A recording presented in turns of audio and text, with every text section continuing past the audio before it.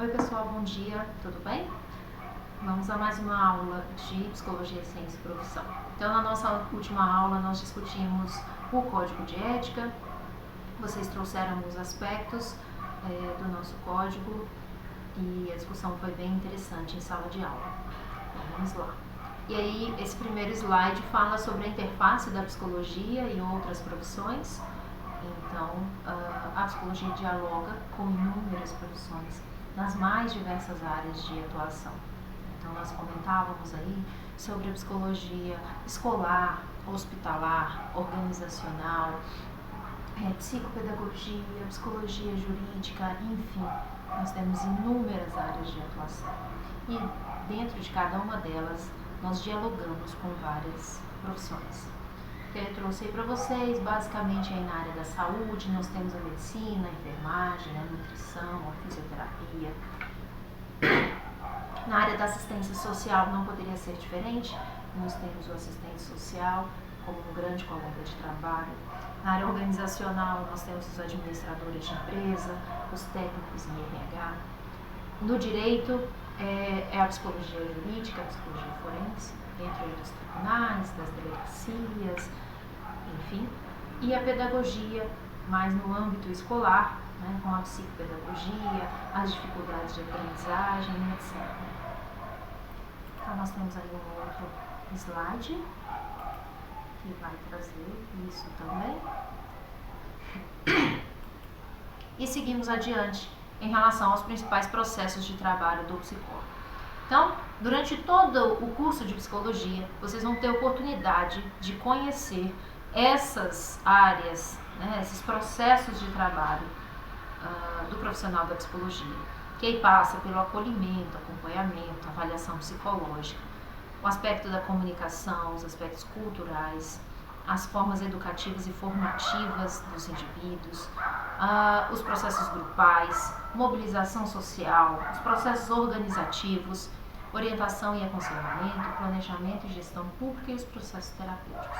Só vou dar uma geral, porque na verdade em cada disciplina vocês vão ter uma ênfase em um ou mais desses processos, tá bom?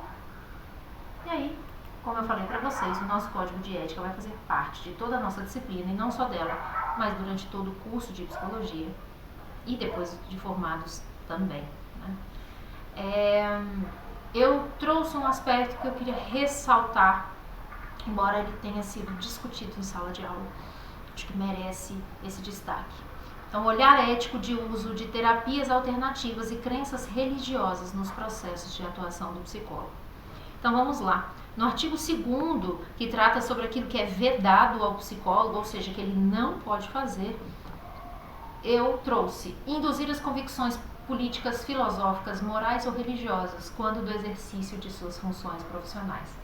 Então, mais uma vez, nós não podemos fazer isso, nenhum tipo de indução dentro do processo terapêutico com o nosso paciente. Tá?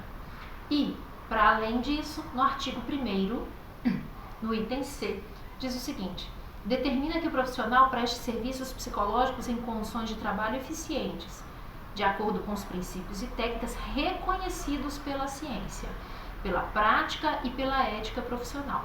Ou seja, a psicologia não pode se misturar a práticas que envolvam fé ou misticismo, uma vez que ela se propõe, através da atuação de seus profissionais, uma relação diferente da proposta por esses campos. Então vejam, são conhecimentos diferentes, nós não podemos misturar. Tá?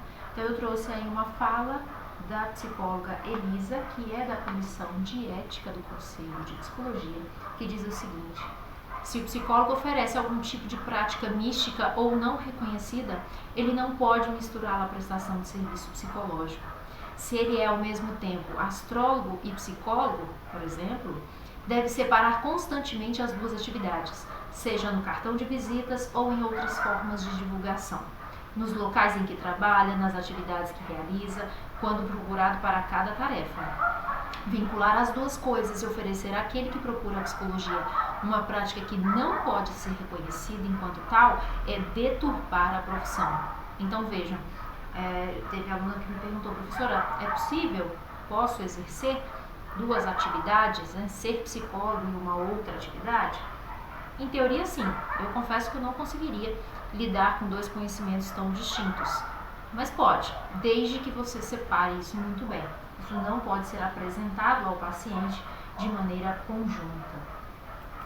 Eu trouxe uma outra fala de uma psicóloga dizendo o seguinte: muitos psicólogos utilizam técnicas alternativas que acham que irão auxiliar na satisfação dessa demanda, ou seja, da demanda do paciente. Porém, muitos saberes, apesar de serem respeitosos, não são da psicologia.